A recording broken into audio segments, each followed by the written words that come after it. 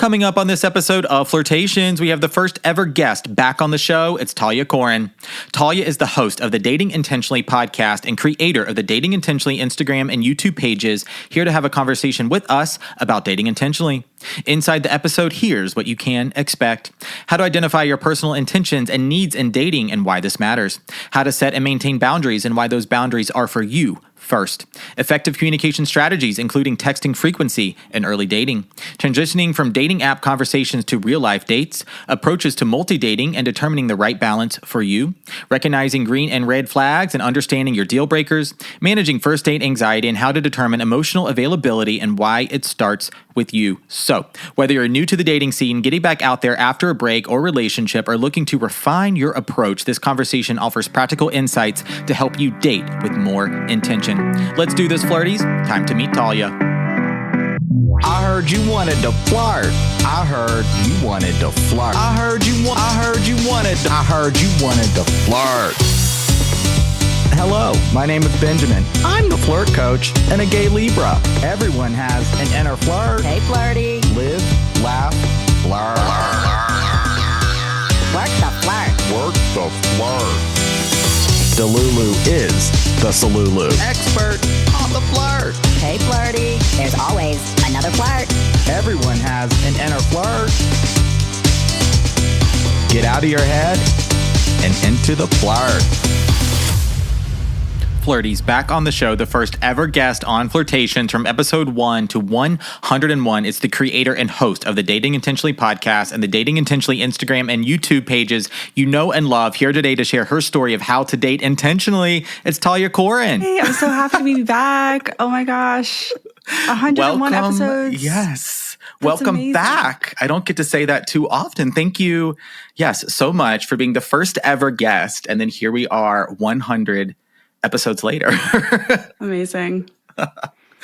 Wow. And a lot has changed in this past year. We're going to get into your dating intentionally story, which I love when you post about this on Instagram, when you talk about it on your podcast, because you present a strategy for dating that I think we can bring so much uncertainty and anxiety into the process. But when you have a plan, a framework, intention, right, it just makes the whole thing a little bit easier. Yes, absolutely. Yeah. But first, I want to ask you a little bit about married life. Yeah. I guess I was not married last time I came on. No. Yeah, so I got married in September 2024. And so we're still newlyweds. It's been like 7-8 months. I don't know. And it's great. I love being married. I really do. It is so good. We decided, we're not going to start our family yet, but we are very excited to. It's really hard to see, like, okay, what you experience in dating when you're like looking forward to the next thing, it doesn't really end if you're that kind of person, right? I'm right now, I'm like, cool, I'm married. Let's talk about starting a family. Like, I'm like, no, Talia, just live in the moment. Like, just be present for 2 seconds. So yeah, it's been great. Yeah. And I love what you post about. I mean, it's so wonderful to have a creator, a coach like yourself, because I really focus on, I say from the flirt to the first date to now we're in a relationship. So that's really the part of the dating process I focus on, because I'm not in a relationship. I've been in one before. I've had long-term relationships. I've been engaged before, but currently I can't really, from like my day-to-day experience right now, speak to that part of the dating process of, oh, now we're in a relationship. Oop, what does that look like? What happens? And so I love that you're giving a glimpse into your world and offering daters what happens. Yeah. What I try to do with that is like just show that the work doesn't end. It's not like happily ever after the second you decide your boyfriend, girlfriend, or get engaged or get married or whatever. Yeah. And you're still going to learn a ton about yourself. You're still going to feel uncertainty and anxiety pretty much every step of the way. So that is something to keep in mind. Yeah. I love when you post about and just talk about your check-ins, right? When you have date nights, day trips together, out of state. It's all really wonderful to see how that transition happens from dating boyfriend, girlfriend to engaged to married, right? But I love watching. Thank you.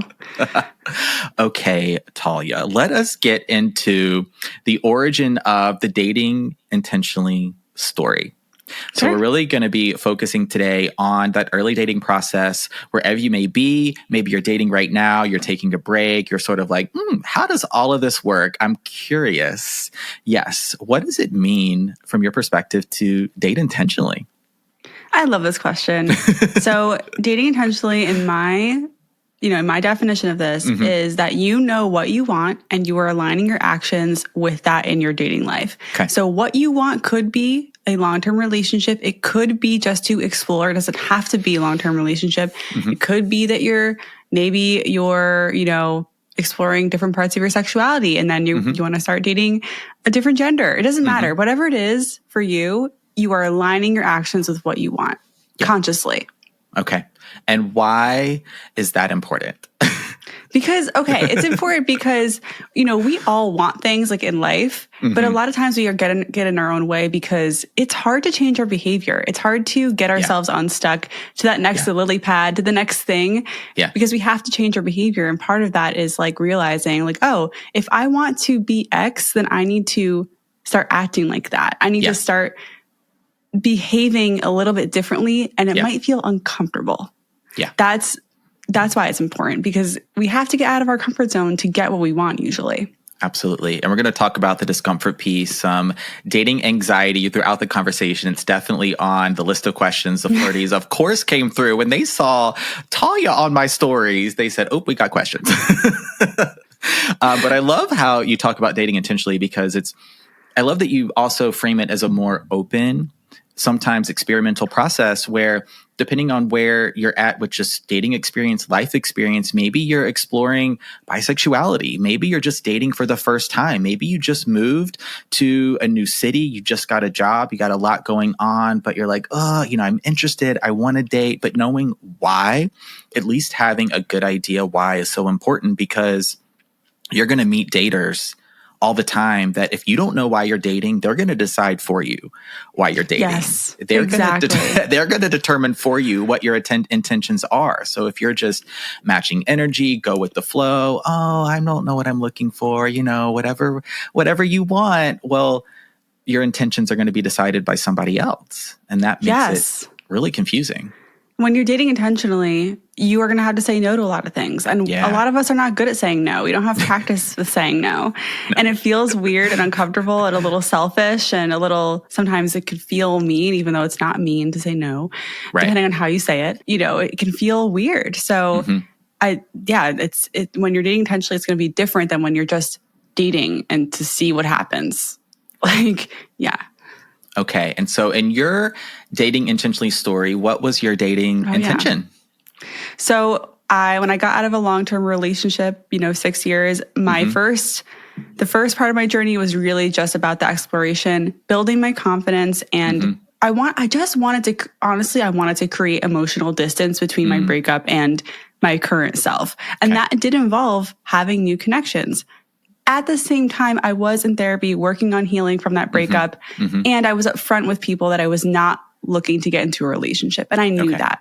Okay. I absolutely knew. So I was like I was single for a year, first like 6 months or so. Then I was like, okay, you know what? I've had like at least 30 first dates at this point, at least maybe more. Maybe it's time to like start taking, I felt a shift in myself, an emotional shift. Like, okay, maybe I'm ready to actually explore a real commitment with someone.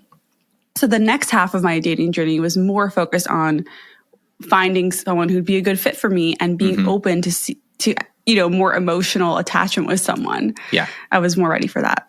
Okay. And how were you? I mean, I know the answer, but how are you meeting people? I was meeting people using dating apps and in person. In person too. Unfortunately, speed dating events were not available at that time because it was just the end of the pandemic. So they weren't back yet. And I really wish maybe I should just run one because I really want to experience one. Yeah, you're like, do it. Please do it. But no, I didn't get to participate, but I would have. Okay. And in your process of going on those first dates, what were some of your, like, did you have a screening process, or what were some of those questions, or maybe a few things on the checklist you were looking for? Because with this question, I feel like a lot of daters, if you're on the apps or even meeting people in person, you want like every box to be checked. Yeah, no, I was extremely generous with who I met and my swiping. I definitely had a screening process, but it looked a lot different than I think most people using the apps who are a little more guarded, which there's a reason for that, right? The apps can be dangerous. They can be sketchy. I get it. I was a little more loosey-goosey, okay? For me, my criteria was like, can you carry a normal conversation where you're not making it sexual and you're not rude to me? Yeah. And some people did not pass that test, but a lot of people did. There are a lot of people out there who can have a normal back and forth conversation where you're talking about books and TV and music and food. And that was like, okay, if we can do that, then let's just meet for a date. So I got off the apps pretty quickly and I had no problem saying, let's just meet.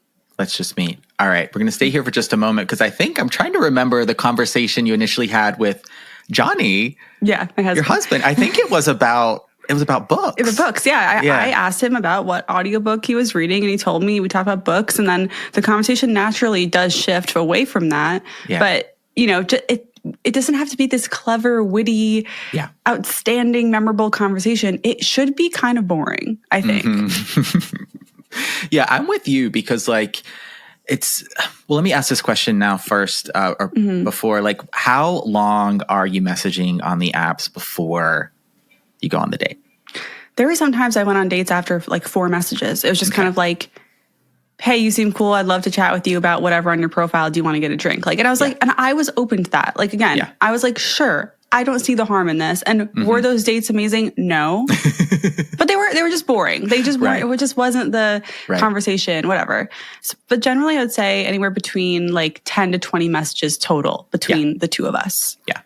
Which could be like a day to 3 days, depending on how fast we're responding, right? But never longer than like a week of talking. Like it should just be up to 3 days of talking. Yeah, I'm with you. Like, definitely no more than a week, because what happens is like a few things could happen. You get stuck on the apps, you get stuck in the conversation. It never really progresses or goes anywhere. Or now you're like, oh, you're following each other on Instagram or Snapchat. And like, no, don't do that. No, like you're not dating because you want to text someone, right? You're dating because you want to go on a date and maybe find a partner. Yeah. So we got to get there. It's scary though. Look, I think people hang out on the apps. They kind of stay in limbo because they are scared to actually go on a date. Yeah. And that can be men and women. It's everyone. I think we're all a little nervous. And that's why I feel safer to just stay stuck in messaging. And a lot of people end up having their whole first date conversation on the apps. And we need to not do that.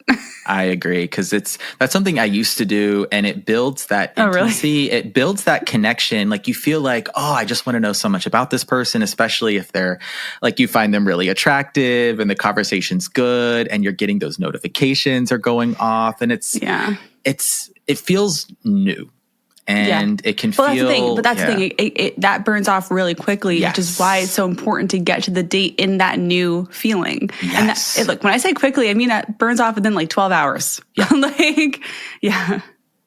Get to the date, carry that new feeling, and then build on it. Yes. On the date. All right. So getting to the date, who's asking who? I wish this wasn't even a question, Benjamin. I know. It does not matter. Look, as someone who is married, when you're walking down the aisle, you're not going to remember who asked you on the first date. It doesn't matter. I swear to God. Yes. No, but for real, I think if you are talking to someone and you're like, cool, I've seen enough, I'm ready to take this to a date plan, you can say, hey, I would love to meet. And if you're a lady and you want the guy to step in and do it, just say, I want to meet, and let him figure it out. Like, you don't have to plan the whole date. You could just say what your intention is. I want to meet you. Great. Let's see what happens. Yeah. And you're swiping and going on dates with multiple people all at the same time? Yep. Okay. Oh, yeah. I mean, my max was 3 people. I figured I had like a formula. Okay. Do you want to hear this formula? Yes. This is going to sound really complicated. Yes. Okay. So I figured out through trial and error that I could only really date 3 people at once. And when I say date, I do not mean I'm exclusive with them or anything. We're not sleeping together necessarily. It's just like 1 to 2 dates. So that's really where I'm living right now. Okay. So 3 was my number. And basically let's just say we went on a date and it didn't work out, which obviously I think it would work out. But like if you were straight, I don't think it would. But like, if it didn't work out, then I'd be like, cool, anti-ghost text. Then I'd go back to the apps and I'd fill in basically my third spot. Right. Because I have an empty spot now. Absolutely. That was my formula. That was my rotation. So if I was talking to 3 people and I was going on dates with them, I would not use the apps until I had rejected or been rejected by someone. Okay. And that spot was open. That was my formula. Okay. I mean, I love a formula here on Flirtations. I feel like math comes up oddly a lot on the show. I was recording. What do you think of that approach, though? Do you think, like, as a dating coach, what do you think of that? Be honest. I think it's good because ultimately what I hear, it's about managing energy and expectations and balancing that with anxiety as well.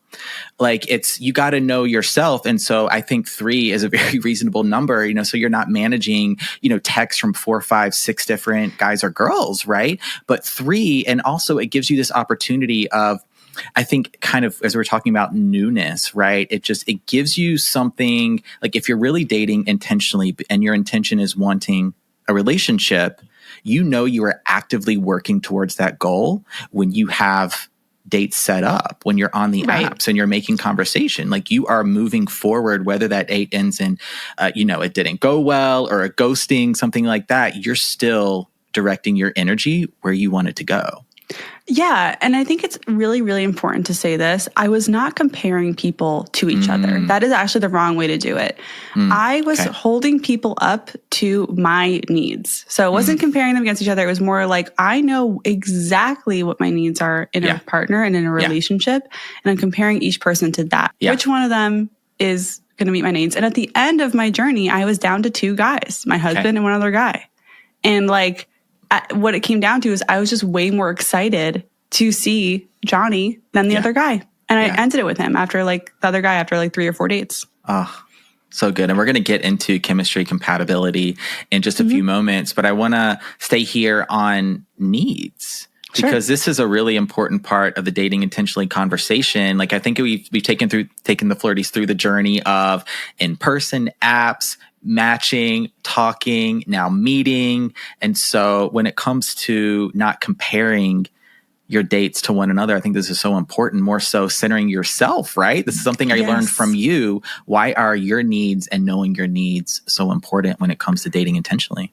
And this is your compass. I mean, you can date with the intention of getting to a relationship, but if you don't know what you're looking for in a partner and in a relationship, then you're going to end up with someone probably who isn't as compatible as you need them to be. Yeah. You're going to end up with someone who also just wants to be in a relationship. Like if that's all you're looking for, you can find that, but it might not be the right fit for you based on so many factors of like what you want for your life and other, you said we'll get into compatibility, but when you also, what the beauty of knowing your needs is that it's so much easier. It's so much clearer. You're so much more decisive because you're like, you know what? This is what I need. This person said something that completely goes against that. That's an easy no.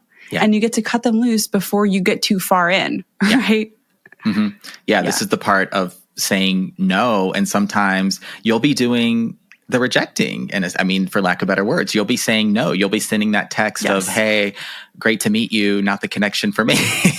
Yes, I said no to a lot of people because I was like, look, and it kind of sounds like dating with an agenda, and maybe it is. And I obviously was still open to connection, but I wasn't like sitting down with my dates and interviewing them based on what my needs were. Right. But I had it in the back of my head. So in certain conversations, I was able to pick up, a green flag or red flag based on that and decide who to keep seeing. Okay. So good. What are some examples of needs, or what were maybe some of your core needs? Yes. So 2 that really were pretty easy to figure out on dates. One of them was I need someone who has a desire and the time and resources for novel experiences. And that could include travel. That could include like my husband and I, we just did an omakase. It was really expensive, and we don't always do that, but it was like special and, stuff like that. And so in conversation on my dates, I would be able to explore like what's something new you tried, where are you going on your next vacation? If their answer is, I don't even have a passport, that's fine. I'm not judging that person, but it's not for me. Like, that's okay. Yes. You don't need you're not a bad person. Just not for me.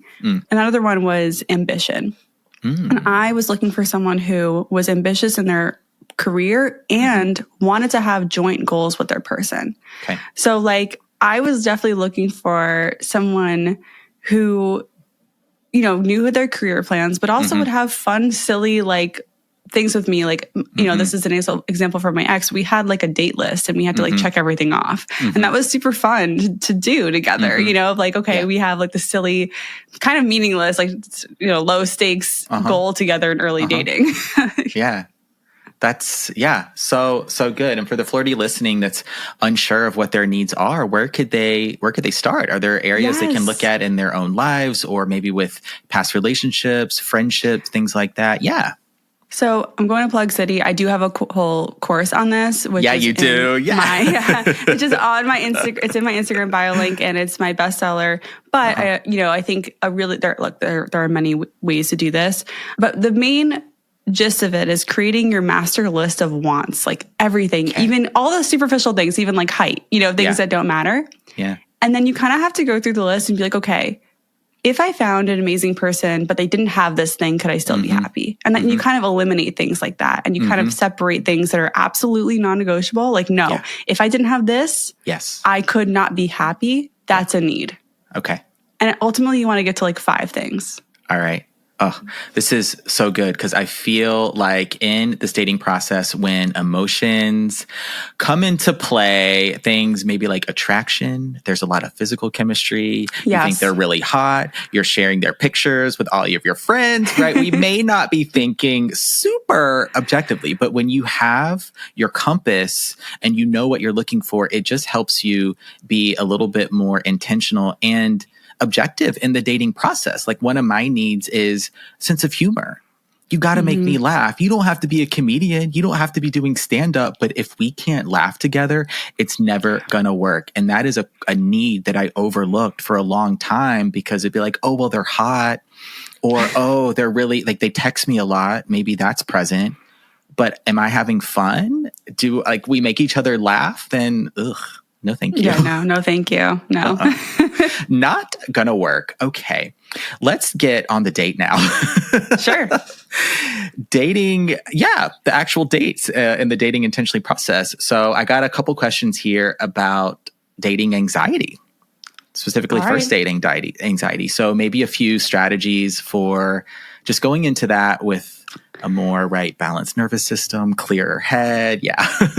So for a first date, if you have anxiety, I mean, there's so many different things you could do. I think what I did was I had a get ready routine that I really liked. So I would blast some Doja Cat and Beyonce usually. And to get myself feeling like I'm feeling myself, honestly. Any music that helps you feel yourself, that's what you're going to play. Okay. And I would have fun putting on my outfit, my makeup, my hair, just feeling myself. Again, if you're a guy listening, I'm sure there's some equivalent. Like, Benjamin, what's the equivalent? Like, you're doing your mustache, your hair. Oh, yeah. I was going to say my gay playlist is also Beyonce and Doja Cat. There you go. Yeah. So I'm going to put, a little pomade in the mustache. We're going to, kind of wisp it up a little bit, make it more whimsical. But yeah, I love this. You gotta, if you're going into the first date, it's one thing to feel anxious. That's, I feel like, really normal. I still get anxious before a first date. But if you're, it's about getting out of that mindset of like, oh my gosh, I got to be perfect, or they have to make the best first impression, right? That's where I want us to shift our mindset a little bit. Yeah, I think taking the pressure off is huge. Like when you go into a first date thinking like, oh my God, this could be my husband. Yeah. You're not gonna have a fun time on that date. But when you're thinking like, I'm just gonna see if we can talk for 45 minutes and if they make me laugh. Yeah. Okay. That's a much easier thing to go into than like, oh my God, what if Absolutely. we get married? Like, Yeah. And it's so, I've done that. I know a lot of daters have. A lot of the flirties listening have done that. It's like the first date is, are we going to get to a second date? That's it. That's really it. What am I going to learn about this person? Yeah. Yeah. And I think having, like, if you get really nervous, having a couple, like 1 or 2 go-to questions you like, that you like to ask everyone is good. I mean, as a podcaster, that's also very helpful. Just a couple in your back pocket, I think also just kind of, getting into a mindset where you're not putting on a show. Like, you're not there to entertain them, and they're not there to entertain you. You can show up as your full self, and you should, and it takes practice. On a first date, that's a tall order, I think. But being like, I'm just going to be who I am literally right now on this Thursday night. It's raining. I had a hard day, but you know what? I'm still going to show up and enjoy myself and like be real. Yeah. At the end of the day, that's what you want. Take the pressure off, see how the energy is, how the vibes are. And it's like, this comes from another episode of Flirtations where the guest does matchmaking and does a lot of singles events and mixers and all that good stuff. And the line he gave, it's Daniel Cooley, he said, be interested rather than trying to be interesting. And it seems counterintuitive. Like, don't I want to be interesting to the people I'm going on dates with? Of course. I mean, in a sense, but you being interested, asking questions, making eye contact, right? That in and of itself is going to make you interesting. And hot. Very hot. Oh, God. Indeed. All right.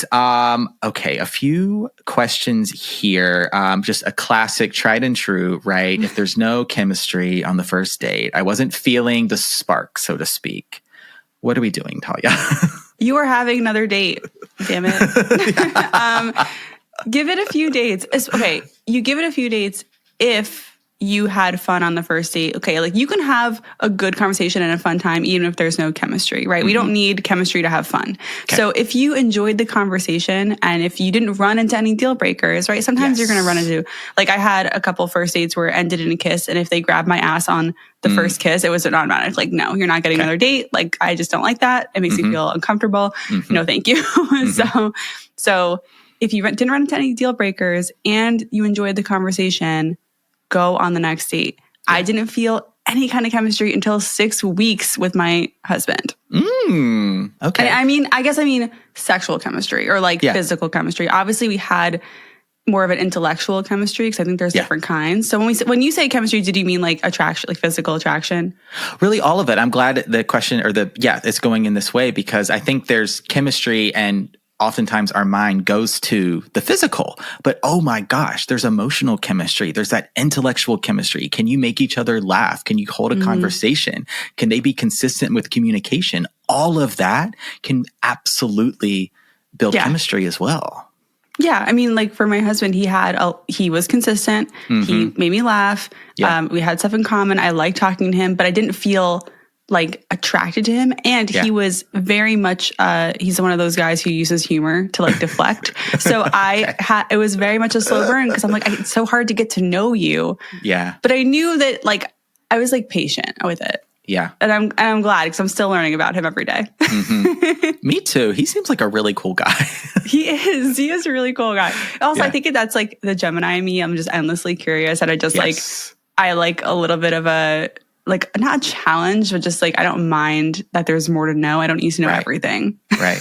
Oh, that's so good. That helps out not just in dating, but in life too. Yeah, exactly. I'm like, let's figure out the surprises.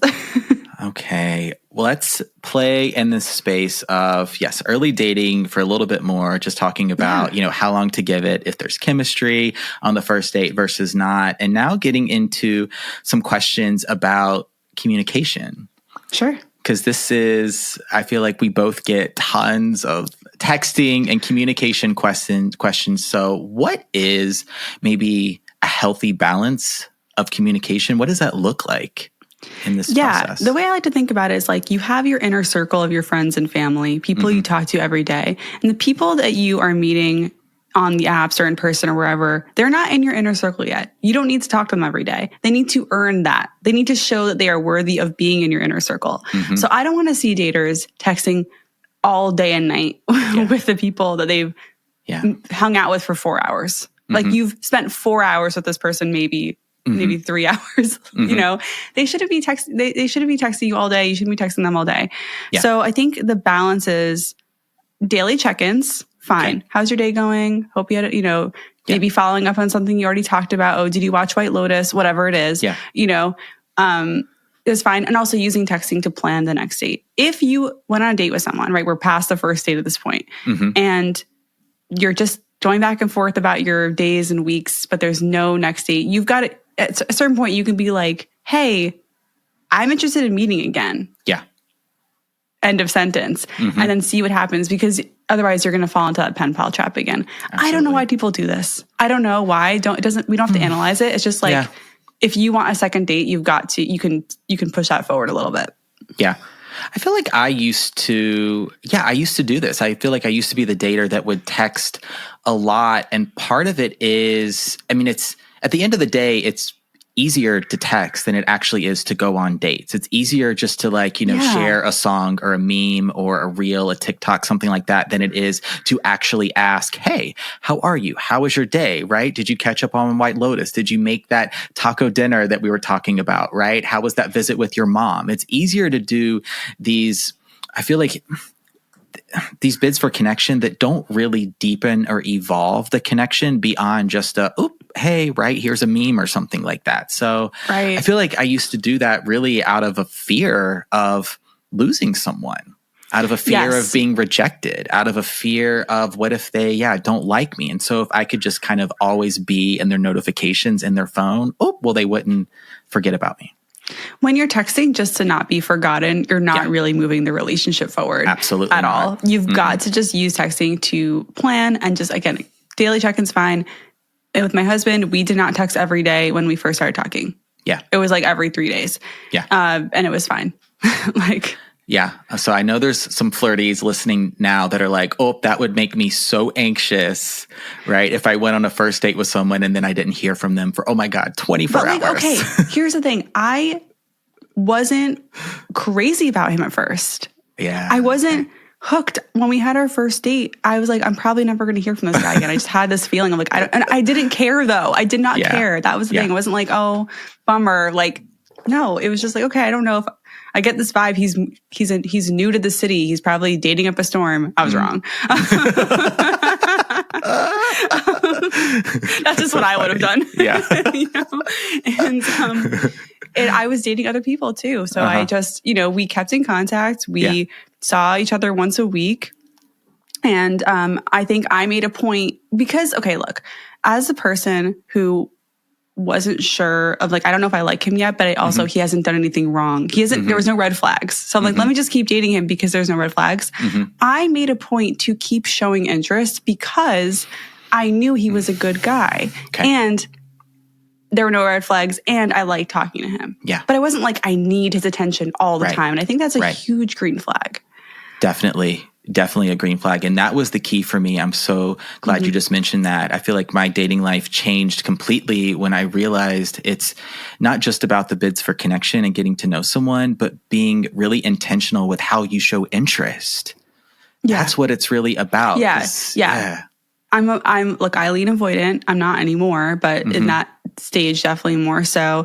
But I knew that. So I'm like, okay, I can't tap into my avoidance. I need to show up. Like so that was me doing that work of like, this feels uncomfortable and weird sometimes, or it feels even a little forced on my end, but I know that ultimately what I want, like these actions are going to lead me to that. Yes. Yeah. So good. This is why I loved opening the conversation talking about intentions, needs. This is like, if you ever feel confused or anxious or just uncertain, like, 'cause I know we get all those questions too about like, oh, we have a first date and I didn't hear from them for a day, or, oh, we had a first date and now like I haven't heard from him for 24 hours or heard from her for 24 hours. Like, come back to everything we've talked about thus far, your intentions, your needs, right? Your deal breakers. And it's going to be like, when you show interest and really show up as you and be intentional about the dating process, you're not gonna get this wrong. And staying grounded in reality, because your anxiety is probably really loud in your head, right? Yes. So it's like, can we turn down the volume? You're not getting rid of it. We're not getting rid of our anxiety. That's just not going to happen. Yeah. But can we turn down the volume? If we turn up the volume on the reality of the situation, like, we had our date on Sunday night. It is now Tuesday morning. It really hasn't been that long. I think it's okay. I agree. Going to ask one more question here. A classic, like, what if you're with someone, this early part of the dating process, you're getting to know each other and they're like blowing up your phone nonstop? Or the opposite, you feel like you never hear from them, but you want a little bit more. Okay. So early dating, few dates in, if they're blowing up your phone nonstop, like, either way, the answer is the same for both of these situations. You can speak up and say what you want and have a conversation about it. This isn't like the same as me asking my husband to like remember to put the seat down or something. Not that he does that. It's just the first thing that pops my head. It's not like this like relationship conversation. Just like, hey, when I'm getting to know someone, I prefer, and then fill in the blank. Yeah. Like, I actually like getting to know you, and I'm enjoying getting to know you, and I want to hear from you more. What do you think? Or, you know what, I'm enjoying getting to know you, but the texting is making me feel a little like it's like this a lot of texting. I want to have these conversations in person, right? Say what you want. And then because with early dating, this is amazing because you have an opportunity to see how they're going to react. A great person, someone worth continuing to date, will be like, hey, thanks for telling me. I didn't realize. Or like I totally get that. I can adjust. Yes. And the person who's, going to blow up at you, like get mad at you or ghost you, not it. So good. Using like what you didn't say was, right, you're blowing up my phone. You're texting me too much. It's using those. Instead, you're using those I statements. Come back to. I like. Exactly. I prefer, Yeah. So good. All right. Now we got to get into some emotional availability. I think that was a perfect transition into this part of the conversation. So how to know in this dating intentionally process how someone is emotionally available. I think you just alluded to some green flags in that answer. Yeah. Yes. I actually have a whole episode on this that blew up on Spotify a few weeks ago about emotional unavailability more. But yeah, I think you have to kind of work on emotional availability in yourself to be able to notice this. So that's I know that's not the thing you want to hear probably, but you need to work on it yourself because you need to be emotionally available enough to communicate things. Yeah. And that's how you can tell based on how they're receiving that. So if you are not emotionally available enough to even know how you're feeling, and if you're not able to communicate that, it's going to be hard to know if they are. Yeah. Yeah. Okay. But let's just say for the sake of the example that you are and you've been working on yourself and you can communicate these things in a calm, clear, direct way. How they respond to that is really important. Also, like if you're telling someone you had a hard day, or if you're telling someone something hard about your life, how they react is also going to tell you a lot. But I think some people are emotionally available, but they still can feel a little uncomfortable. And that doesn't mean it's like an automatic, like, oh, you're a red flag if they don't react perfectly. We're not looking for perfection, but we are looking for openness and maybe curiosity at the very least. Yeah. Yeah. I think that's, it's also important because you want to be dating someone that can, ask you questions, but also just like when you are having a bad day or a hard time, like whatever's going on, just show you that consideration. Like you want to feel like you're building a true connection with someone that isn't just based on texting or isn't just based on looks or something like that. Because at the end of the day, I want to say one thing about that though. Like the person you've been on 3 dates with it's not their job to console you. It's not really like they can react in an empathetic way, but they're not going to sit there and be like, "Oh my God, come here!" Like they're your best friend or something. That's not there. So if they don't react that way, that's not a red flag. They just it sounds weird, but they don't know you well enough to care that much yet, and that's okay. Like you can be polite. You can be like, "Oh my gosh, like that sounds really hard. Like what happened? Tell me more." But they might not wrap you into a big hug and like console you, and that's fine. Yeah, I completely, I understand that. It's a couple harsh truths coming through, but they're going to help you in the dating process. One, it's not someone's responsibility that you barely know have been on, 3 dates with to be your emotional regulator, right? The person to tell you it's all going to be okay, but also how emotional availability starts with you. It really does. I know. That's what I learned doing my episode of like, if you're emotionally available, you are not going to be able to tell if other people are. Yeah, I was so mad when I figured that out. It's really frustrating.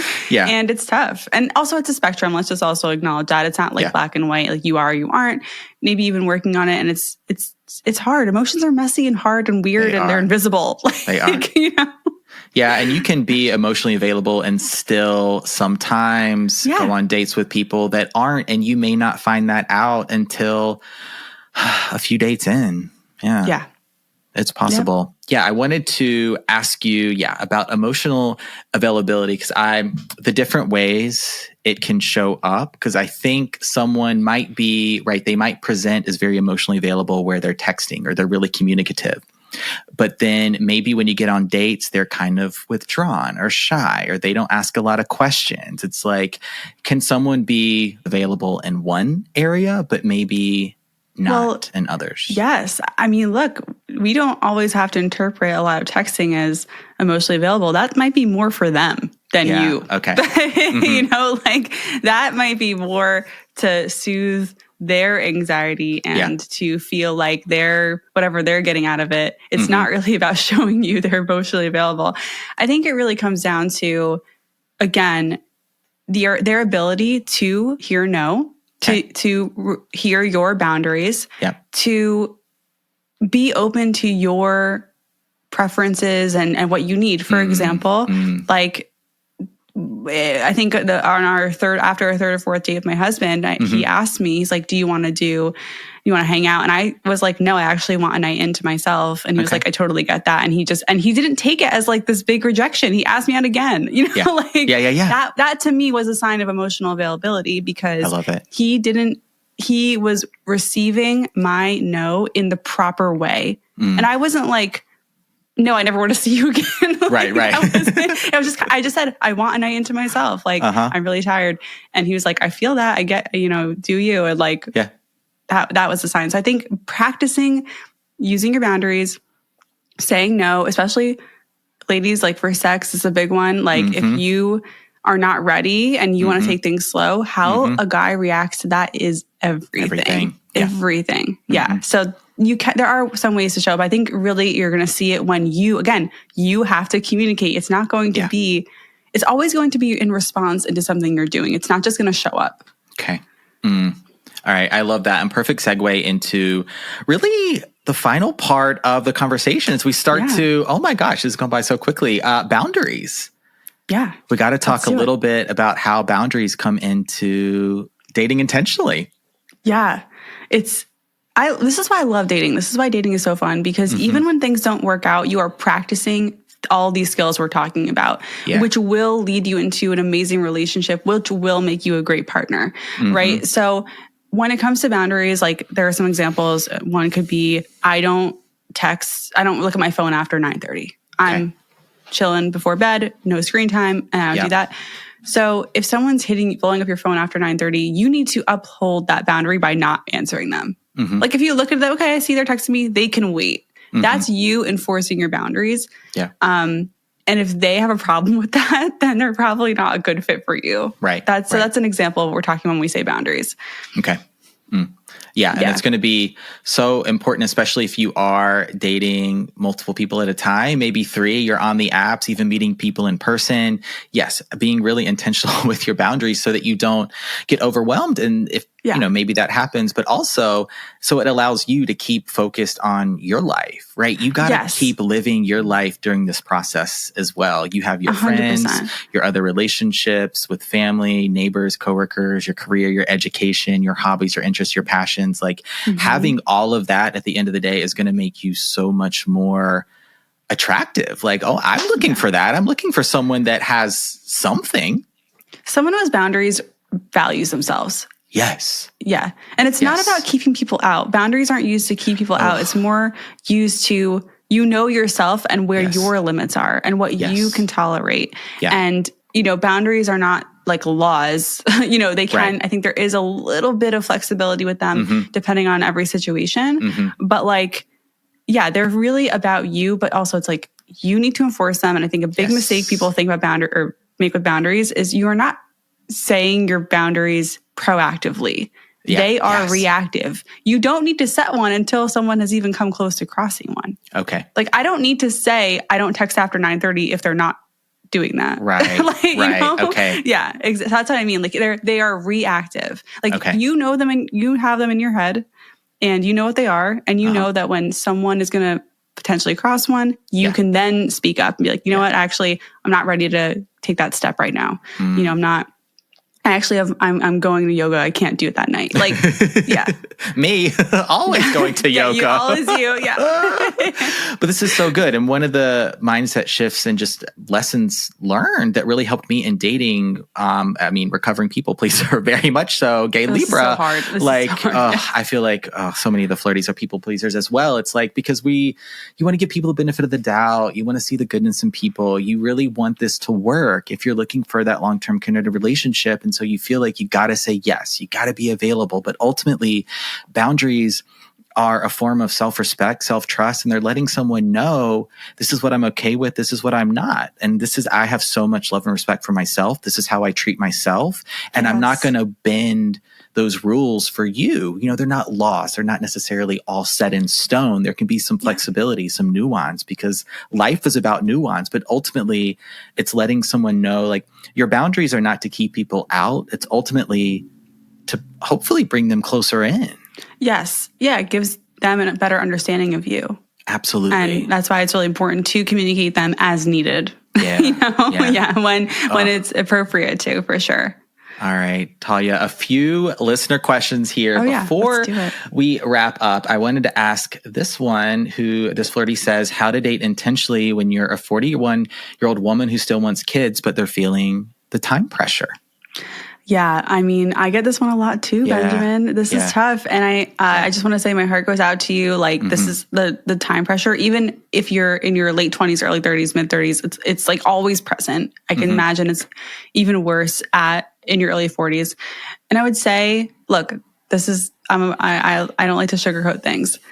I would say at that point, be open to alternatives. Can you have a kid on your own and continue to date? By the way, I had a woman on my podcast who at 40 had a kid. Yeah. And then she met her husband when her kid was like a year old. Okay. And it's like you could have both. It just might not be in the order that you thought. Right. Also, is adoption an option? Is like, are there other ways to enjoy children in your future family if the timing doesn't work out? So I think that's really what I would be way more open, because the more you put pressure on it, the harder dating is going to be. And then the less you'll like it and want to do it. And then you're kind of moving away from your goal. So the pressure isn't helping you, but I understand you're not going to get rid of it. But I think having openness is going to be really helpful in your journey. Yeah.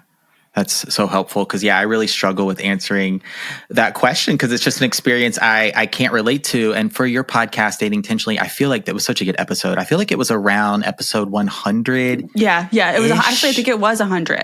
I think that was my 100th episode, actually. Yeah. Yeah. But that was really good. It was a story and just I had never heard before of someone like a dater, a woman who had expectations. And you want to have a family. You want to be a mom. I can certainly empathize with that. But then what if it doesn't look like exactly how I thought it would? Can I still make this happen? And she did. And also another thing is like, what if it doesn't, right? What if nothing you want happens? And that's why I have a whole thing like on my show about this, but it's like, what does your life look like when you don't get what you want? And what's the best version of that life? Yeah. And it makes you feel a lot more secure when you have that version mapped out. Absolutely. Absolutely. This flirty is asking about deal breakers, and we've talked a little bit about them throughout, but I wanted to come back. And so for someone that is dating intentionally, and maybe they're new to dating or getting back into dating after a long time, what are a few deal breakers or non-negotiables they should look for? If assuming you're looking for a relationship, I would say anyone who says they don't know what they want, or they don't want a relationship, or if they're like 2 weeks out of a relationship, maybe not your person. Yeah. And so I'd say that's an automatic deal breaker. And I think if you're new to dating, this is, this is very common. Maybe this applies to this listener. You're like, I don't know what's normal. But if it makes you feel uncomfortable, that's a deal breaker. Okay. If it's making you feel uncomfortable or weird, believe that gut feeling. Yes. Okay. Yeah. That's really, really helpful. I like, you're in your dating toolbox, your intuition has to be there right alongside your needs, your boundaries, your intentions. Yeah. All of that good stuff. One more question here I thought was really interesting, and that is how to determine the difference between emotional availability and love bombing.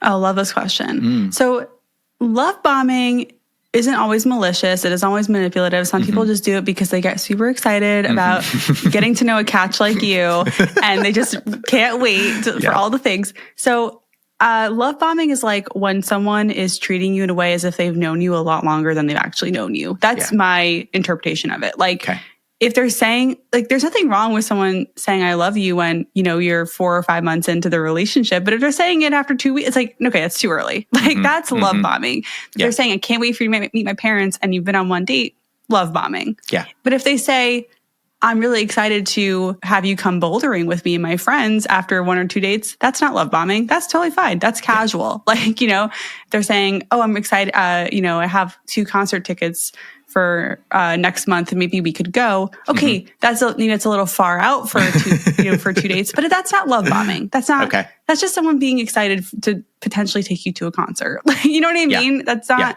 like, oh my God, we're getting married. Like, exactly. So does that make sense? Absolutely. If they're saying like, I've never met anyone like you, and they've only spent 6 hours with you, it's like, you've barely met me, bro. Like, I don't know what you're talking about. Yeah. That is definitely giving love bombing. Yeah. Emotional availability is going to be a little bit more, like, it's going to feel more appropriate based on how long you've known each other. Yes. Like, I'm excited to come for you to cook for you at my home on our 5th date. Fine. Great. Very fine. Yeah. You know? Yeah. I love that. Oh my gosh, Talia, I thought I'd plug our first ever episode very quickly. Yes. The first episode of Flirtations, all about the slow burn, where we echo some themes in the conversation today, but I think really focus more on the pacing of dating, whereas today was a little bit of a rapid fire. Yeah, how today to was date like an intentionally. overview of the whole process of like from meeting to a couple dates. I love that. Absolutely. That was the storyline. That was the arc for the conversation today. My only other question before I send all the flirties your way, if they're not all already following and listening, is any other thoughts or anything that didn't come up in conversation you want to share? Yes, I think I just want to encourage all the flirties listening to be a little more open, have a little more grace for people. Everyone's trying their best, even when people treat you shitty. It's like, okay, like, everyone's going through stuff. Everyone has baggage. Like, don't take things so personally. Yeah. Let things roll off your back and like protect your peace in a way. Yeah. You know, that's what I want to see more of in early dating with people. It's like, it's not all so life or death. You know? Yeah. I know what you mean. Exactly. And I love ending there. And we didn't talk too much about the rejection piece of this, you know, like if you're dating someone, let's say for 2 or 3 months, and then like, oh, it turns out I'm not feeling the connection kind of thing. Like, ultimately, it's going to sting if you receive news like that, or if you have to deliver something like that. But coming back to this whole toolbox we've been building with your needs, your boundaries, your intentions, all of that good stuff, as long as you aligned your actions and your words with all of that and dated intentionally, sometimes it's not forever. I mean, nothing's forever, Benjamin. That's the sad truth. I'm sorry to end on that note, but like, nothing is. Wrong. So it's like, you know, that your relationship with yourself is really the only forever thing, I think. That's true. So, but that being said, every experience, see it more, find the lessons, and it will feel less painful. That's really what I think. It's like when you find those lessons, everything that you have, even if it's a 2-monther that ends, like, what it can teach you is what you'll bring to the next thing and the next thing and the next thing, and it keeps getting better. And that it's not, you know, sometimes it feels so personal, especially if it ended with someone saying something very personal, but it's not really about you. No, it's not a reflection of your own, I don't know, what's the word I'm looking for? Like partner, self, it doesn't mean you're not going to be a very great connection for somebody. Yes. And listen, if anyone has any questions for me specifically about my journey, you're welcome to reach out to me on Instagram at dating.intentionally. I answer my DMs. I love hearing from you. And Fantastic. I love this. I love your podcast. I'm so glad that you have me back. Thank you. All right. They are going to come over to dating.intentionally. Also, your YouTube and your podcast is the same. Yep. Dating Intentionally. Fantastic. I will have all the links in the show notes below. Flirties, if you're not already following and listening, what are you doing? Go do it. Thank you, Benjamin. Talia, thank you so much for coming back on the show.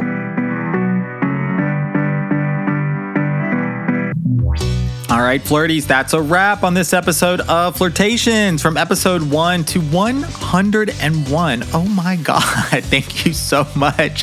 What? I'm kind of mind blown here over at Flirt Headquarters. Thank you, Talia Koren, for coming back on the show 100 episodes later. Oh my God, to share so much with us about how to date intentionally.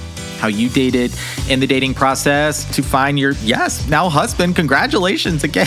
And how we can all date with more intention, focus, clarity, empowerment, confidence, and just overall be less distracted, perhaps less focused on external validation, all of that stuff, and keep ourselves at the center of the dating process. We are the chooser. It really does. Like, we have so much more control over this than sometimes we give ourselves credit for, especially when it gets, messy and confusing. And I know emotions get involved, anxiety, all that good stuff. But what a conversation we had here today. Thank you so much, Talia, for being back on the show. Definitely recommend checking out her podcast, her YouTube and Instagram pages. All so fantastic. The links will be here in the show notes below for this episode to listen and follow Talia if you're not already. Okay, Flirty, thank you to you for listening, for tuning in, for streaming wherever you may be in the world. None of this is possible without you. I do this all truly for you. Please rate, review, subscribe to the show if you haven't already. If you have, thank you. If you haven't, now's a good time to drop 5 stars. 5 stars. And then share this episode or another with a friend, a family member, a coworker, someone you want to share some BFE, Big Flirt energy with. Okay, signing off officially here at Flirt Headquarters. My name is Benjamin. I'm the Flirt Coach and Gay Libra Flirty. Happy flirting.